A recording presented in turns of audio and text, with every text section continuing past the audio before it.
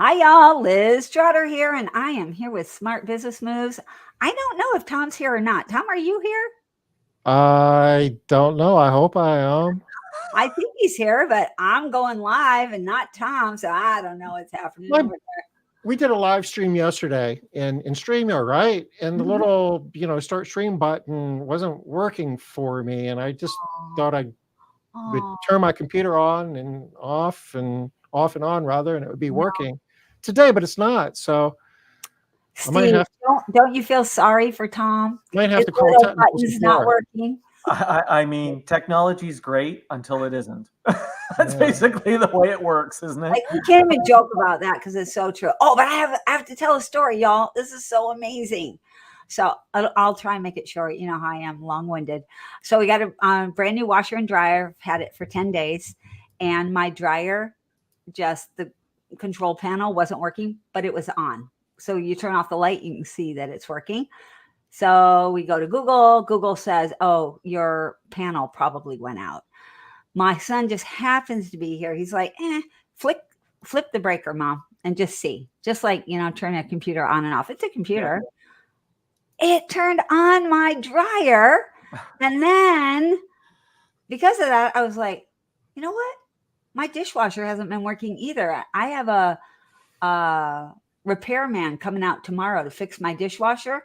Flick the switch on the dishwasher, instant repair. What?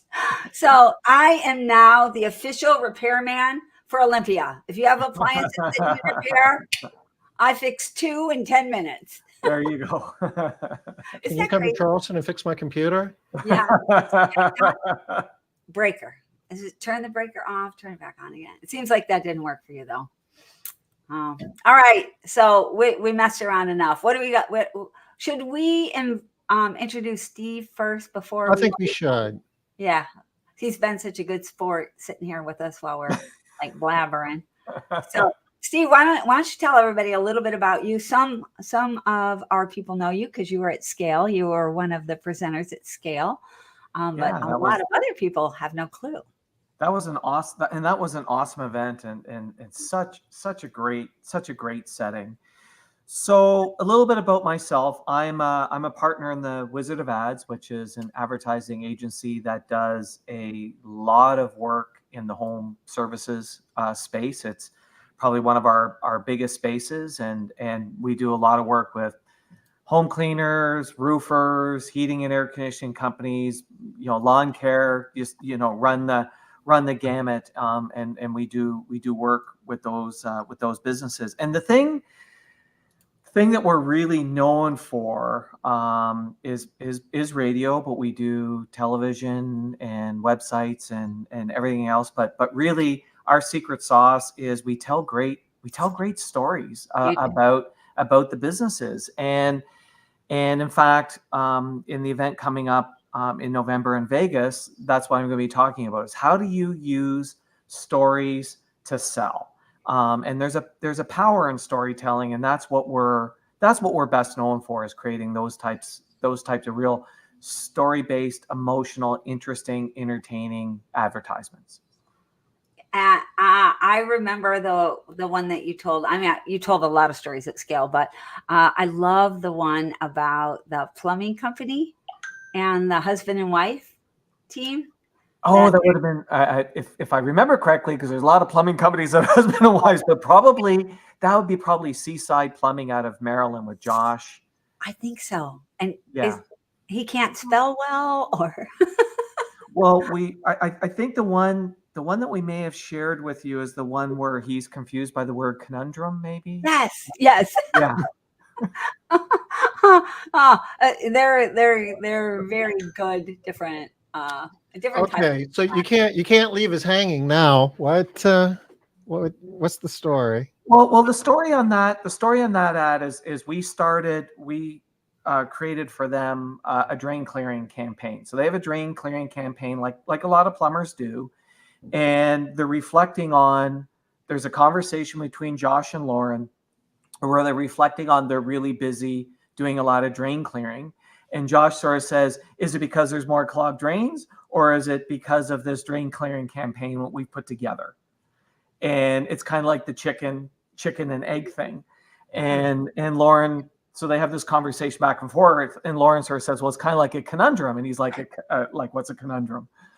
Is kind of how the ad goes. But it's a fun conversation between the two owners. Okay. And the reason why it works is it doesn't sound at all like an ad. It just sounds like, yeah, what is a conundrum? Why did she use that word? You're like, you're sucked in too to finding out. And when he says, what's a conundrum?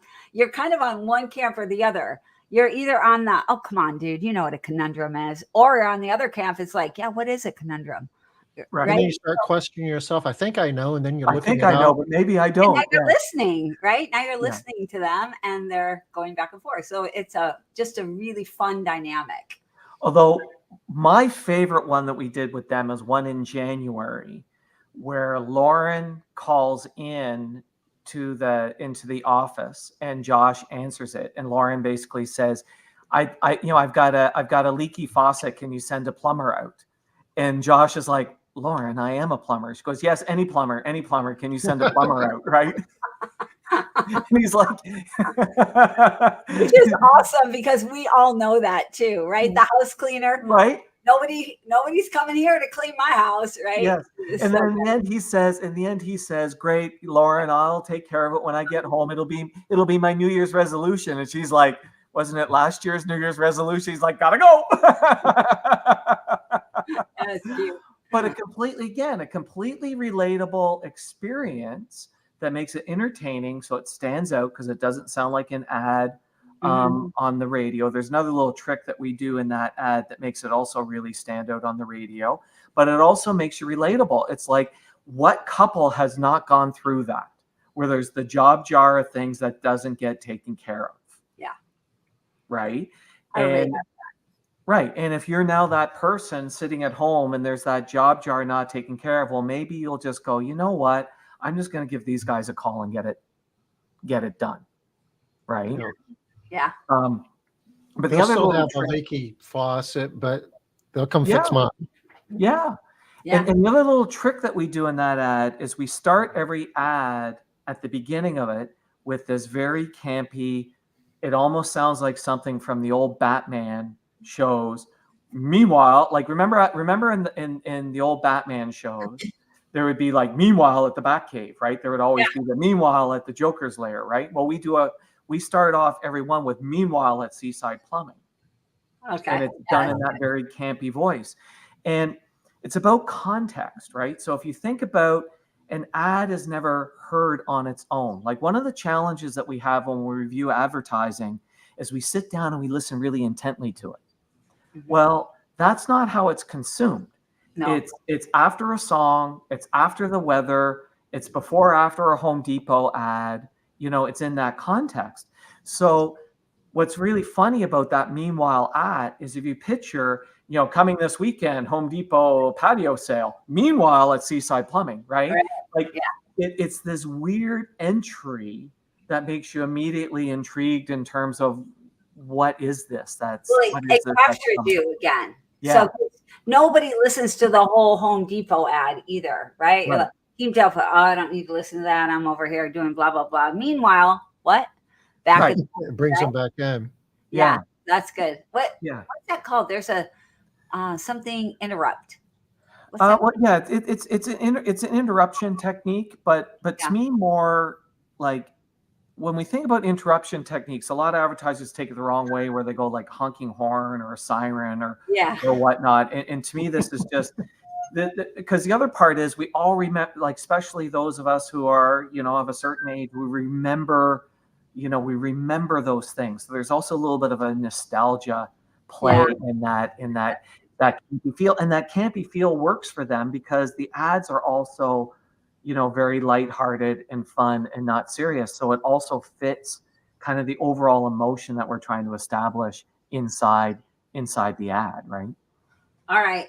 So I love all this. I'm gonna yank you back. You were talking about how I just want to hit on another point. You had quickly said that you're going to be in Vegas in November. So I want to make sure that it's clear the at the ISSA convention, and you're speaking on Tuesday, I'm right? speaking on Tuesday, correct.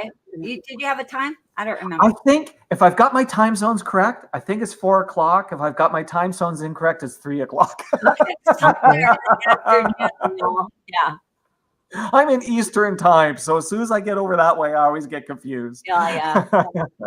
Liz, I don't think I'm going to be able to share my screen, but I sent you some links in the private chat that are clickable. If you want to bring Sure. up the last one is the ISSA show. If you want to I sure share will. that. So if anybody's interested in hearing Stephen and a lot of other talented speakers and see some really cool vendors and hang out with some friends and do a lot of networking. I mean, there's a lot of reasons why you want to go to this show. You can sign up at the website that Liz is going to be sharing with us here, and I can drop this into I chat. have too many tabs up there. I'm just going to do this window. I think this should work. Nope. I'm Nope. having a seizure. Why does this always happen to me? Do you have two screens? I do have two screens. You share the other one. There's nothing on the other one. Nothing on the other one. Can you drag your browser over to the other one? Yeah. All right, let's do that. Share screen. Share screen. I could turn my computer off and maybe back on. No, it's working now. Beautiful. Yeah. All righty. So, oh yeah. Oh, this is good. Early rates too, y'all. Early bird rates. Get in there and do that. I don't know what the discount is. The silly thing is that regardless, it's so inexpensive to go there. And the Vegas event, you're not going to find a less expensive venue, right? You get great deals on hotels. You can get great deals on food. It's affordable. The event itself is very affordable. Get rid of these cookies if I can. And if you do make it out to the event, myself and a few of my partners are going to have a booth there as well. So come by and say hello. Oh, cool. Okay. Where do we go here? I guess we would probably find it to find the 2024 exhibitor show schedule. There we go. This is where you want to go, y'all. See what's going to be going on. Different things that you can see. Oh, maybe not. Yeah, I think this is it, actually. Tuesday. There's a lot of stuff going on. You see all this? I'm not going to stop at all of these, but look at all the different things that are going on. Yeah, there we are, 4 p.m. Yeah, right here. Using stories to sell your services. So at this event, Stephen, what are you going to be doing? Are you going to be telling stories? Are you going to be teaching us how to tell stories? What exactly are you going to be doing there? Oh, there's going to be a little bit of both. So there's really going to be 3 elements to it. One is always when there's time, share some of the research behind the power of storytelling. But a lot of people know that. Like one of the things that's really interesting in the whole storytelling realm is a lot of people know that. And so, yeah, we're sharing examples of stories for sure, but also really digging into what are a couple of things that you need to do that really makes a story compelling. Because one of the things that I've noticed is a lot of people talk about storytelling, but yet I'll argue it's not being used. When you put on your TV tonight, after dinner and you're kicking up, and if you're watching television rather than streaming, or even today streaming, which has ads in it, how many of those ads are compelling, interesting, entertaining stories? And I'm going to argue it is almost a rounding error. It's how few. Yet everyone knows there's a power in storytelling that creates these emotional bonds and connection and memory and belief and all of these things, but we're not using it. And I think part of the reasons why we're not using it is businesses really are struggling trying to figure out how to tell their story. That's Yeah. interesting, though, because the companies that are running the ads are big companies with unlimited budgets and armies of people. And if they can't get it right, what chance do we have? Okay, that's great. Thank you, Tom. Thank you, thank you, thank you. No, that is a great observation, and I'm going to take that. I'm going to use that in presentations in the future because that's an awesome observation. And what I'm going to say is this is the secret power and the secret advantage that a small business has. Because here's one of the things that you can do in terms of creating or approving ads. Because remember, every ad that you see or hear or been exposed to has been approved. And what happens a lot with large companies is they get caught up on two things. One, they get caught up on everything's approved by a large committee. So as soon as you get that large committee, things get watered down, right? Because everybody has to agree. Everybody has to agree. Everybody has to be appeased. What about this? Oh, that's a silly idea. I don't like it. And things get watered down. But it's interesting. And I can't remember the company. I think it's Nike, but it might not be. It might. But there was an article recently where a former, and I'm pretty sure it's Nike, where the CEO had recently retired and confessed to the fact that their advertising had gotten away from really good brand story advertising, and what had created it was this desire and need to have everything being measurable. And things become really easy to measure when you put a coupon on it. Yeah. Or you put a call to action to it. Yeah. It's harder to measure what is the impact of just do it. That's a hard one to measure, right? Or Apple's early campaign, Think Different. But just do it and think different were a tagline at the end of a remarkable story. Yeah. Right. That moved your heart. You win the heart and the mind will follow. The mind will always find the justification for the thing the heart has always decided upon. And the best way to win the heart is with engaging stories. So here's a crazy one, Tom. Study was done. And again, if I was doing presentation, I would remember these studies because I'd have the notes in front of me. So it was done by such a, but the study was Don't done. worry, we will hold you to You can it. pull up your PowerPoint deck if you want. Yeah. But here's the really wild thing, and it was around storytelling. And so they created this persuasive story. They knew the story was persuasive. They had tested it. And then they broke it into 3 groups. And they said to people, they told them ahead of time, this is a fiction story. They told them ahead of time, this is a nonfiction story. And they told them ahead of time, this is fake and made up. Okay. Okay. And then they measured.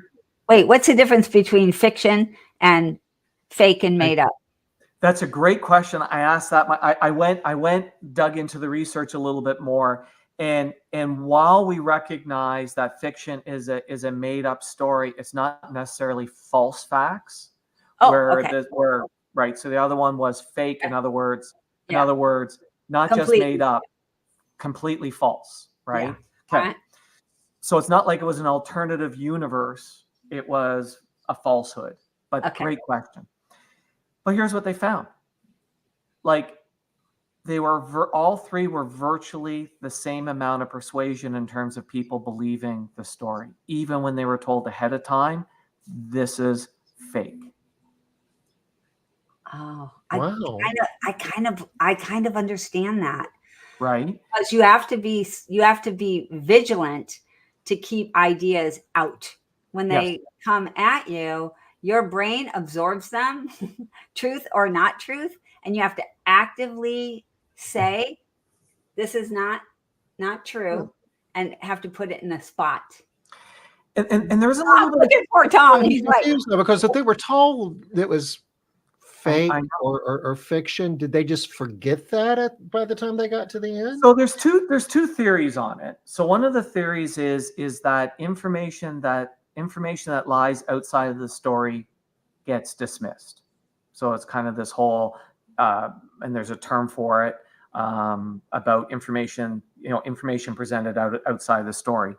The other theory, which is the one that I lean towards, is if we think about how the human brain is built, The area that's dedicated to imagination has 10,000 times more neurons in it than the rest of the brain combined, which means we are far better equipped to live in an imaginary world than the real world.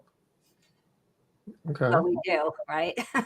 Right? Like, how often do we live in our heads, right? Yeah. So That probably explains a lot of things, doesn't it?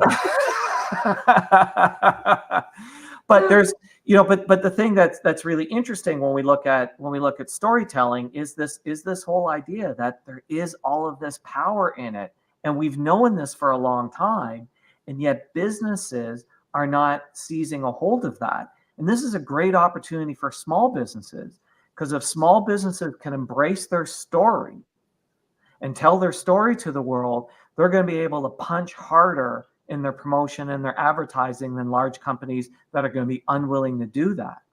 And just about every owner I've met has an interesting story around why did they start this business? What were the challenges that they overcame? Like, you guys have the American dream underdog story. Yeah. Right? We all root for the underdog, and we naturally have that underdog story that we can tell. And if people don't think that this idea of why you started the business isn't really super popular, it is. If you've heard of the name Simon Sinek, so Simon Sinek became famous when he did his TED Talk, which basically was all about people don't buy what you do, they buy why you do it. Now, if I tell the story of why I started this cleaning business, that's my why. Yeah. That's my why. And people buy your why. Now you can tell the story of your why. So there's two things that are popping up for me.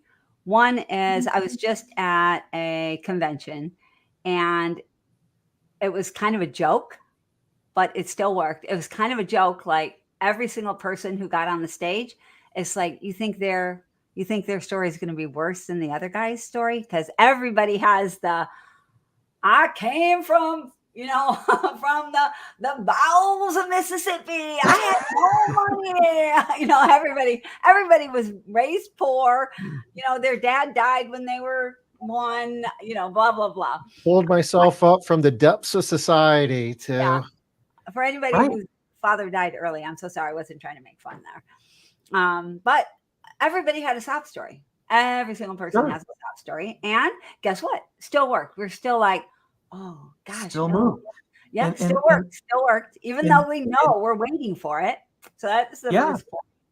And then the second point is also, when people tell stories, we are less inclined to stab them with the tiniest of falsehood. We're not looking for the falsehood. We're looking for the story, right? So when people are giving us facts, we're looking. If you say 0.024 and that number was supposed to be 0.023, people are going to be all over you on that. But when people are telling stories, we're not as critical about, oh yeah, he had really big eyes. Well, how big were they? Really, like, how are you deciding that they were? We're not doing any of that with stories. Especially when you share a vulnerability, because if somebody attacks you on that vulnerability, they're kind of being they're not being a nice person when we share something that's vulnerable. Yeah. And when we share vulnerabilities, we also gain trust. Right? When somebody is raw and open, especially sharing something that they're maybe a little bit uncomfortable sharing, they share that vulnerability. Trust is now built with that person, and people bond with people bond with movements, and people bond with ideas. People don't bond with company. And people will say to me, well, but people bond with Nike and Apple because Nike and Apple created a movement. Just do it. The Weekend Warrior. And Apple was like, think different. Yeah. Right? Those things were much more of a movement, representing a movement than a company. They have movements of people. Apple. Look at how loyal the Apple people. I know not every single person that uses an Apple device is uber loyal, but there are enough uber loyal Apple people Yeah. that it seems like they're all very loyal. Yeah. Even Yeah. Yeah, they're There's a a lot lot of you they're are. fanatical. But The the other truth, hesitation, Tom, I'm gonna also further answer your question in terms of why it's not being done. Um, and I think this is and how can we? really true for professional services in terms of why are large corporations not sharing these stories is I think this whole it's sharing these origin stories or these stories of these moments when things went wrong or there was this struggle. I think because of the vulnerability that has to come with it to make it a moving story, I think they worry about not being seen as being professional. In other words, we have to show kind of the day that things didn't work, and so therefore people will think less of us. yeah. Do I you think think maybe also though that, here in 2024, speeding towards 2025 and beyond, that, there's a lot of just skepticism, and, if I'm a small business and I'm telling my story, okay, well, this all seems plausible, but if I'm a large, you know, corporation with a $3 trillion market cap, you can't really believe what they're saying. They're making all of this up. This is probably Chat GPT probably wrote this story. Well, and yeah, because what they do is they actually, if you listen to even when companies do they try to soften the story. So here's the challenge. It's a little bit like a caricature, like you use the whole idea of the eyes being too big. Is you want to really lean into it to the stage of vulnerability. And that's what large corporations are unwilling to do, where small businesses can. I was just looking for a book earlier because I wanted to quote something for you. So this comes from a book called The Case for Creativity by a guy by the name of James Herman, who's a data scientist. And I wanted to read something to you about Now, this is about creativity, not necessarily stories, but let's face it, stories are definitely in that genre. And this came from a study that was done by the Stockholm School of Economics. So this is not marketers, this is economists, right? Okay. And what they found was compared with less creative advertising for the same company, the more creative advertising made people conclude that the company had gone to a greater effort, 50% more. Okay. The company was smarter, 69%. The companies developed more valuable products, 50% of the people thought that. The company was better at problem solving, 83%. The company's products were of higher quality, 36%. Dang. The company was worthy of their interest, 88%. And the company's products were worth purchasing, 73% higher. And this was even when the creativity had nothing to do with the product that they were offering. So if you want to be seen as being more valuable, better problem solvers, all of those other things, be more creative in your advertising. Okay. So this is coming from a bunch of economists. yeah, but gosh, creativity is not just like, oh, now that I know, I'm just going to be more creative. I wonder, how did they measure the creativity component, or part of the survey that is asked there, the people participating? I did not dig into it, but here's what I'm going to tell you. Economists are unbelievably rigorous in their like, if you've ever listened to any podcasts or anything that's done by any economists, the rigor that economists bring to studies is typically pretty incredible. Like they always make sure there's good controls and things along that lines. But no, I didn't dig into the details on that study. I feel like there's ways to be able to do that with data, Tom. So take 100 ads, or the last 100 ads that were on whatever media, Right. and how many things did they have in common? How many things were not?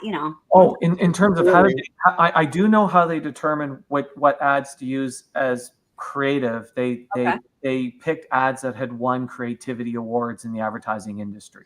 Okay. So they deemed if this award won an award for creativity, it's probably a creative ad. That was how they were seeing it. Not a bad criteria.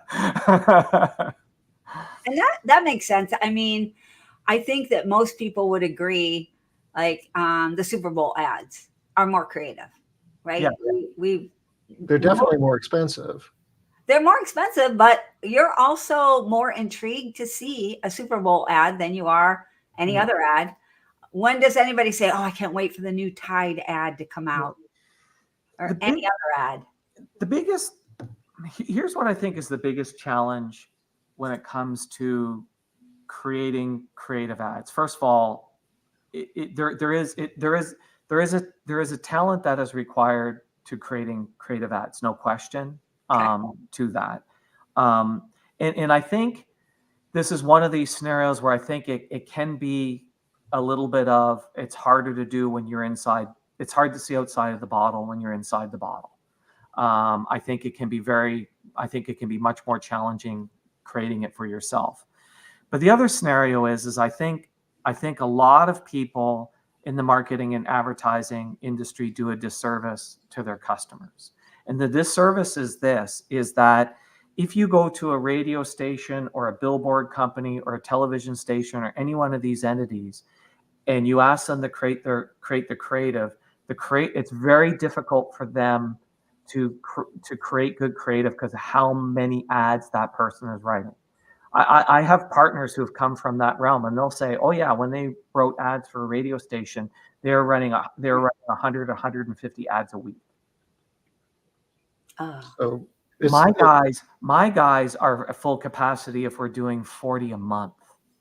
So in a lot of cases, it's a quantity over quality thing. And then here's the other place that you see it is, and this is often where people are resistant to hiring us, is before we would write an ad for you, we'll have spent a minimum of 2 full days with you. It takes time to actually uncover the really good stories. You don't figure it out where somebody says, yeah, we'll get together and I'll talk to you for a couple hours and create some ads. I can tell you in the first couple hours of meeting with somebody, I still haven't gotten to the good stuff. Okay. I still haven't really got to the good stuff. And even if I've gotten to the good stuff, I've not discovered your voice yet to make it sound real and authentic. Okay, here's where I'm lost right here. But why do you need to know me or sit down with me if you're going to be creative? Why can't you just create something cool that's interesting and exciting? And we're already established. It could be fake and false. It doesn't matter. It can be. Okay. It can be, but I believe the ones that really work powerfully are the ones that are authentic and true. So in other words, if I created, let's take a look at Josh and Lauren, which have those really campy, weird, fun ads, right? Yeah. You meet Josh and Lauren, they're weird, funky, crazy, campy people. Okay. Yeah.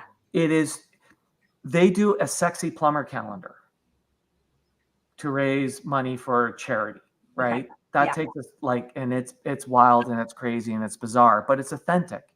And for something to really work long term, it needs to be true. It needs to be authentic. How I make it not sound like an ad is it sounds like it's coming from Josh and Lauren. Like when you were saying you're listening to those ads and it feels like there's a conversation between them.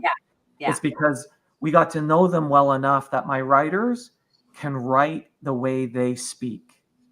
It does feel like those ads do feel like you know them. Correct. Right. Yeah. So to get that extra punch where I know them, I trust them, it's real and it's authentic.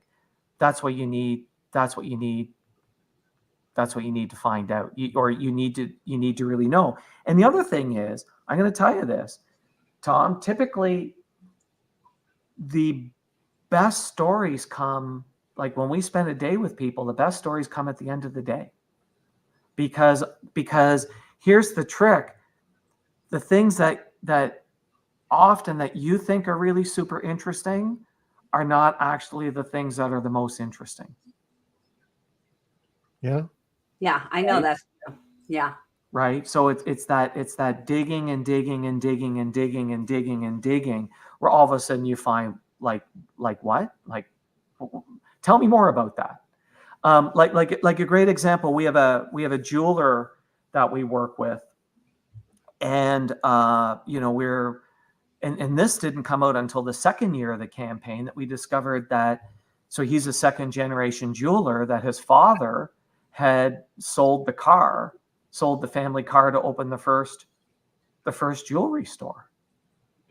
Well, we've created a whole campaign around that car, like a whole campaign where we talked about the car being sold, and then we talked about how Mark should go buy the car, and then we had people help us find the car, and we couldn't find the car, but we found a closed car. We've bought the car. We've given the car away. Like, we created a whole campaign around this car.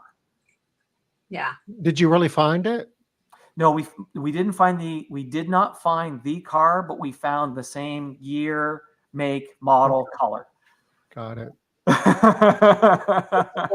As close as you could find. Yeah. Close as you could find. Yeah, as close as you could find. You know, you said something earlier, Stephen, about establishing trust. You know, I think it was in the context of telling your story and being vulnerable.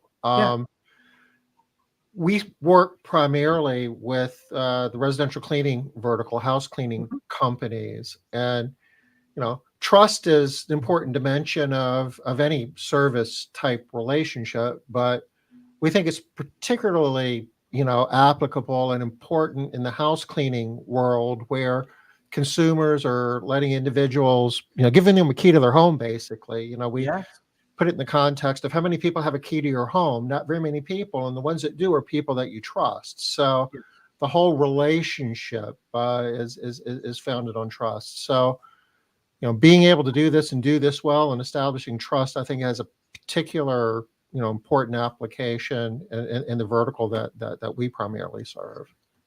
No question, you guys are in a high trust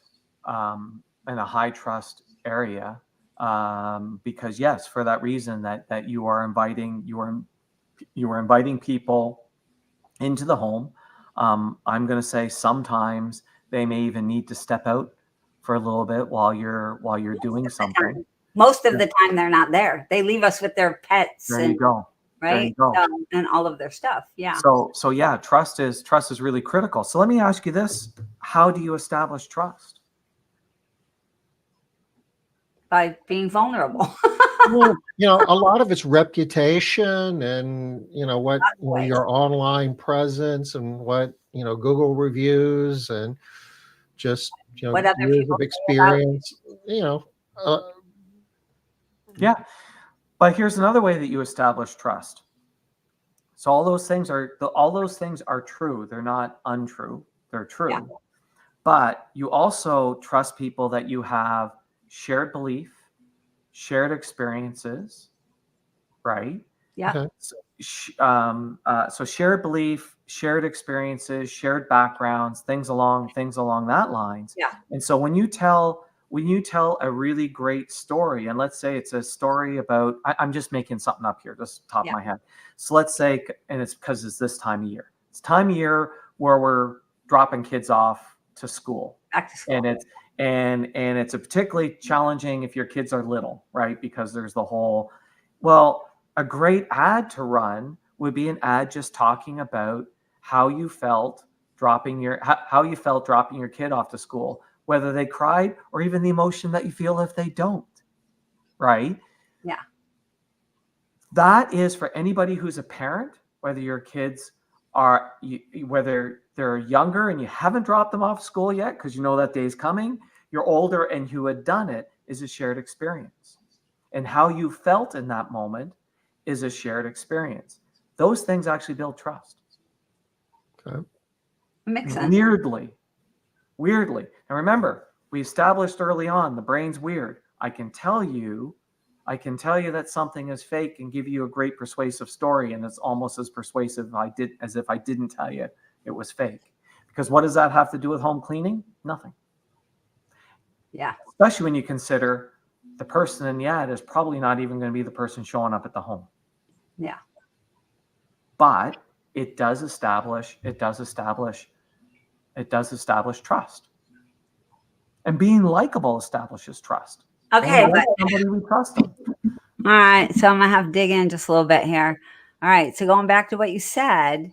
So you said it doesn't have to be a true story, right? And it almost can build as much trust. It's almost as believable. So why do I need to sit with you for 2 days Sure. beforehand? Just write me a lying story. And So remember, this was a study okay. where it was done and then just immediately measured. Yeah. Here's where the real world things get messy. Okay. Is if I make up a completely false BS story and I put it out there as true, Yeah. eventually somebody's going to figure that out, and social media is going to bite you on the ass.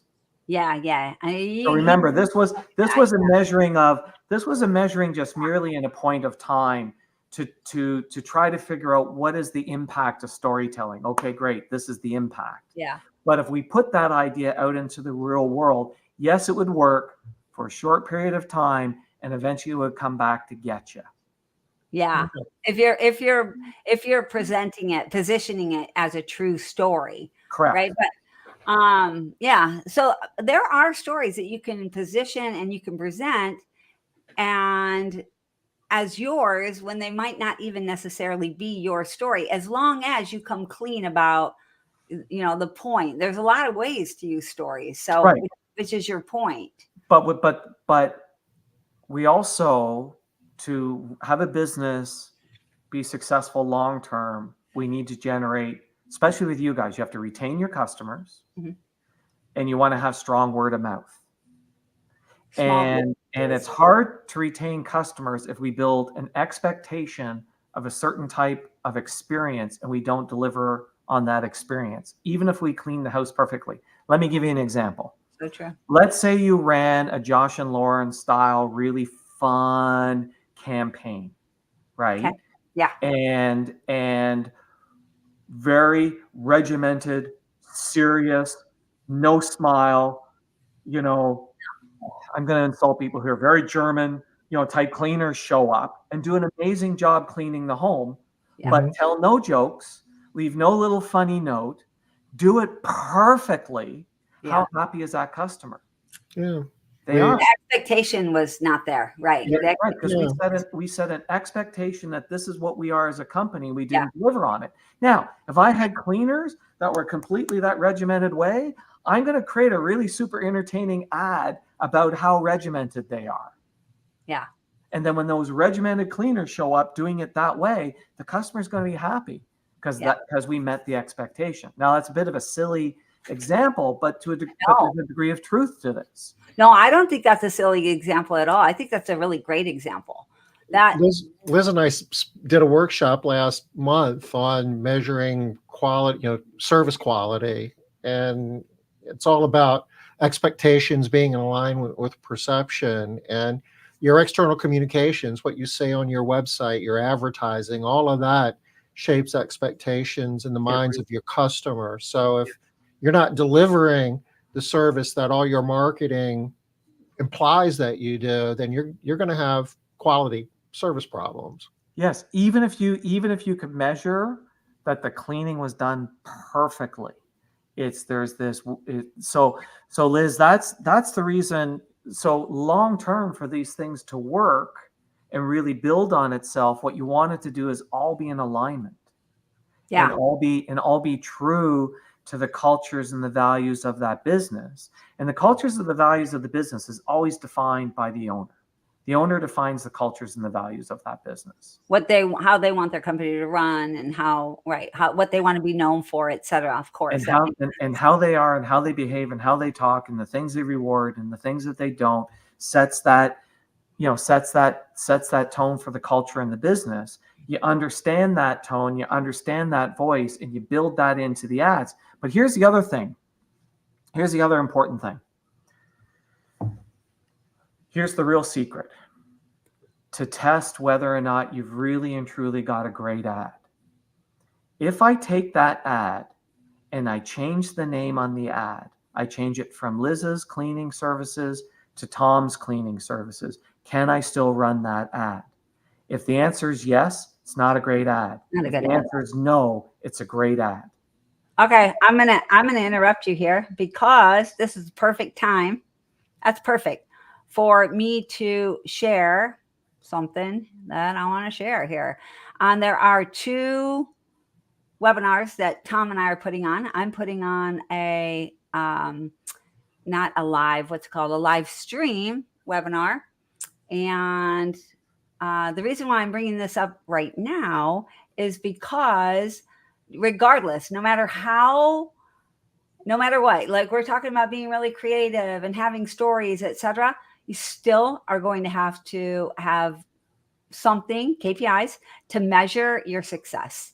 You're still going to have to be looking at how things are working in your company, and you're going to have to make the decisions based on those numbers. So thank you for that, like an unintentional plug for measuring your KPIs. Right? Led you right into it. Yeah, because regardless, you have to be measuring and tracking what you're doing so that you are creating expectations and delivering on those expectations. So if you haven't heard about this event, it is September 23rd and 24th. It's 2 days, live stream only, no travel, $495. Go here. Just go to coreprofitbuilders.com and you'll find it on the events page. Tom, I'm going to real quick also. And one thing, Liz, I just noticed when you were scrolling down there, I really commend the fact that one of the KPIs that you were like, I just noticed when you're scrolling through was around the whole idea of margins. And I think people don't keep a close enough eye on things like their margins. I thought I saw that in there, didn't I? Yeah, you did. Yeah, because it's when you have a business that's not operating on proper margins, it's really hard to grow it. Like we really do need margins to grow a business, and we need margins to provide that superior service. So it's amazing how many of these seminars I see when people are talking about KPIs and they skip that one. It's so important. Yeah. Also, Tom, real quick, we got financial mastery, which you'll also love, Steve, right? You gotta have money. You want to tell about dates? What do you want to hit on real quick? This is Bay Central Live. This is the 11th time that we've done this. It's a 3-day event now. It used to be 2, but we expanded it, and we give everybody a test environment with their live data if they're a Made Central partner. If not, we give you dummy data. But we walk you through how to drive the 12 core KPIs in the directions that you want to drive them in order to get predictable profit in your business. And you leave with an action plan. And it's an awesome event.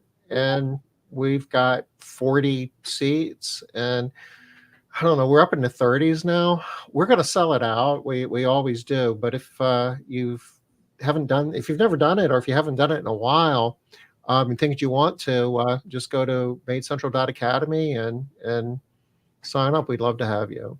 And they have a few different testimonials if you want to find out what other people have gotten out of the same event. All righty, let me stop sharing here. I couldn't pass that up when, why is my camera? That's weird. You're frozen, Liz. Oh, I'm frozen? Your camera is. Well, or the image being produced by your camera. It's odd. No, but we can hear you. We can hear you fine. Yeah. But these questions you're asking, about why is it like, in terms of why does it take so long? Because in many ways, there could be these shortcuts and whatnot, but they will work short term. But the other part in terms of spending that time is you've got to create a voice and a style and whatnot that you can run for many years. It's best. Good advertising is not a series of one-hit wonders. Good advertising is a campaign that threads together, right? Where whatever one message is, the next message, builds on that last message. Okay. So it's like. Sorry. Any you talked about Nike, just do it, and the Apple ad, I guess it was like the George Orwell Well, there's 1984. the 1984 one. Yeah. Yeah. That was more than just one ad that built that. I guess everybody has, that one Orwell ad, but there was a lot more built around that to make that work. Yeah. Well, the 1984 one is an anomaly, because the 1984 ad is a weird one, because it did only run once. Okay. It ran once in the You got a Super Bowl ad. It was a Super Bowl ad.